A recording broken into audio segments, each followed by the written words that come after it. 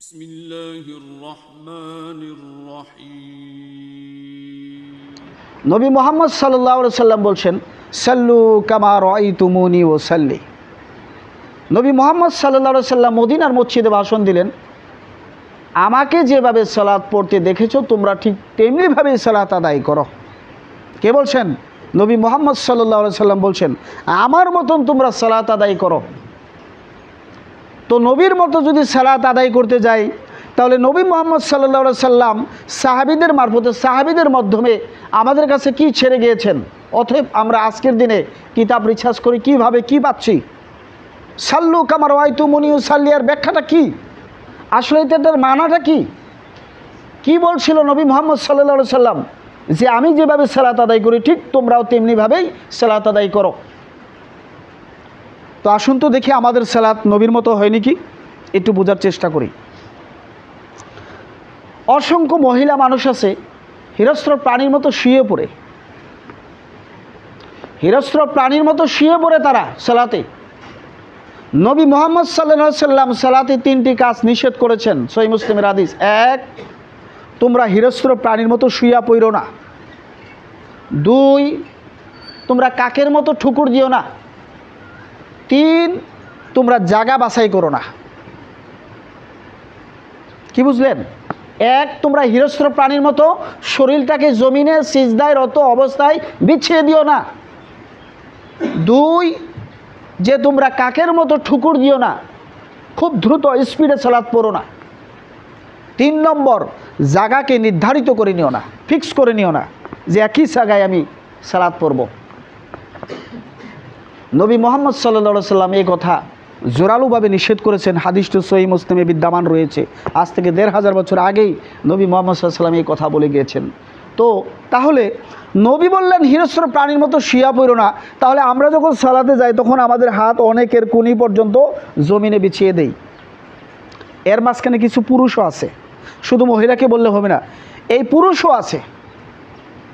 যেরকম ধরেন, নাম বলছি না, গতকাল মাগরিবের সালাত পড়লাম সাপারবুড়ি মসজিদে, আমার পাশেই ডাইন পাশে সালাত পড়তেছে বুদ্ধিজীবী লোক, অনেক জ্ঞান থাকা লোক, সিজদায় গেছে, সব অঙ্গ বিছিয়ে দিছে, একদম জমিনে পুরা লেপ্টে দিয়েছে, কুনি থেকে হাত পর্যন্ত আরামসে বসে আছে। যেমনটা রেল এরকম চেলের মধ্যে থাকে এরকম বিছিয়ে দিচ্ছে। তো শুধু নারী না, পুরুষের মাঝখানেও কিছু এই ভুল ঢুকে আছে। সম্মানিত দিনী ভাই, সালাতে কোনো পার্থক্য নেই, নারী ও পুরুষের সালাতে কোনো পার্থক্য নেই, একরকমই সালাত। পুরুষ যেভাবে দাঁড়াবে নারীরাও ঠিক তেমনিভাবেই দাঁড়াবে। পুরুষ যেমনিভাবে রুকু সিজদা করবে নারীরাও ঠিক তেমনিভাবে রুকু সিজদা করবে। পুরুষ যেভাবে সিজদায় বসবে, রুকুতে বসবে উঠে, নারীরাও ঠিক তেমনিভাবেই বসবে। এখানে কোনো পার্থক্য নাই। একটা হাদিসের কিছু ইঙ্গিত পাওয়া যায়, আবু দাউদে হাদিসটি আছে যে একটু জড়সড়, মানে কি জড়সড় মানে কি বুঝলেন, একটু পর্দা অবলম্বন করে মহিলাদের কিছু পার্থক্য সেটা ভিন্ন। এক, পর্দা অবলম্বন করতে হবে, তার সারা শরীর, সমস্ত শরীরটা আবরু করে তারা সালাত পড়তে হবে। দুই, যদি পুরুষ ইমামের পিছনে তারা সালাত আদায় করে, তাহলে ইমামের যদি ভুল হয়, পুরুষ মুক্তাদি হলে বলবে সুবহানাল্লাহ, আর নারী মুক্তাদি হলে এই হাতের পিঠের উপর এই হাতের তালু দিয়া এরকম একটা আওয়াজ দিবে, ইমাম বুঝতে পারবে আমার কিছু ভুল হয়ে গেছে। এই পার্থক্য।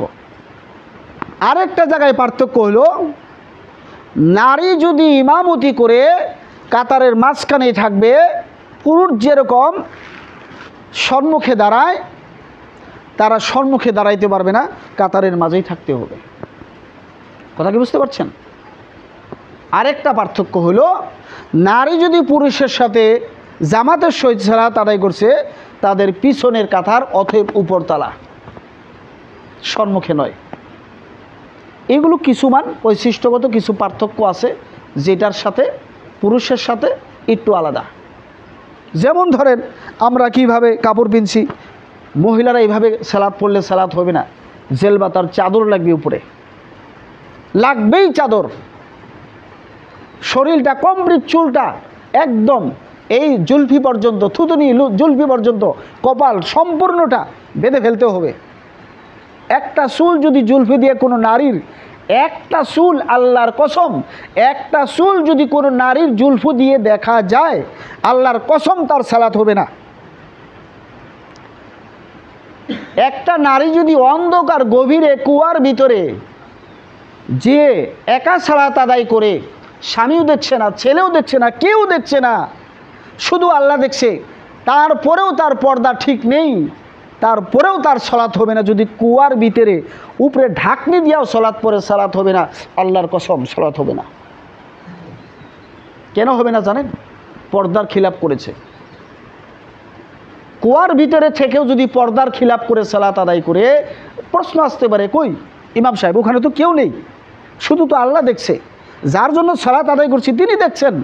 এখানে স্বামী নেই, ছেলে নেই, মেয়ে নেই, মেন পুরুষ নেই, কুয়ার ভিতরে উপরে ঢাকনা দিয়েছি, তারপরে আমি এক সালাত পড়ছি, একটা চুল দেখা যাচ্ছে, সমস্যা কোথায়? 1000% সমস্যা। অতএব সেই মহিলার সালাত হবে না। তাহলে মহিলাটা পর্দার সম্পর্কে একটু আলাদা জগতে,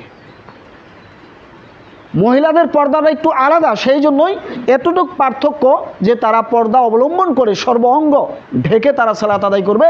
শুধু সালাতের সময় মুখটা খোলা রাখবে, শুধু মুখটা খোলা রাখবে।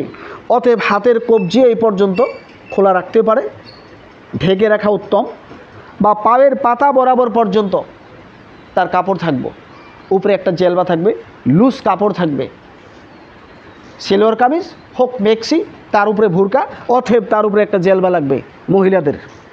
তাছাড়া তার সালাত হবে না যদি তার জুলফির একটা চুলও দেখা যায়। তো আজকের জগতে আপনি দেখেন তো মহিলারা যে সালাত আদায় করছে, কীভাবে সালাত হচ্ছে তাদের।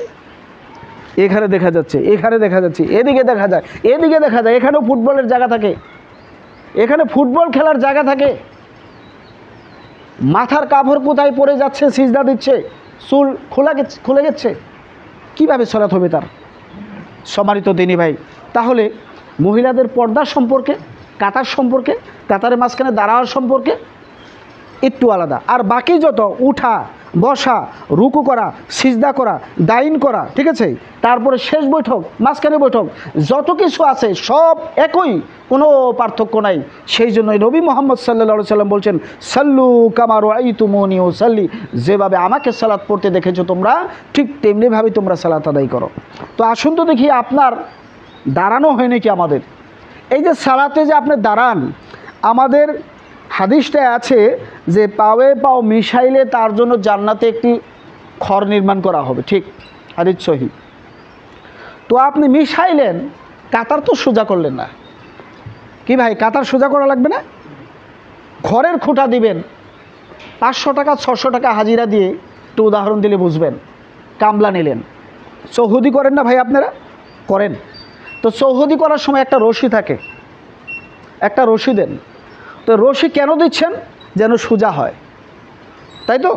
এখন রশি এইভাবে টানলেন, এখন খুঁটা একটা এখানে দিলেন, এক কামলায় খুঁটা এখানে দিল, আর আরেক কামলায় খুঁটাটা একটু এখানে দিল, রশিটা কিন্তু এখানে, এই খুঁটা ঠিক আছে, এই খুঁটা 1 ইঞ্চি এদিকে আছে। কি আপনি কি সেই কামলাকে মানবেন?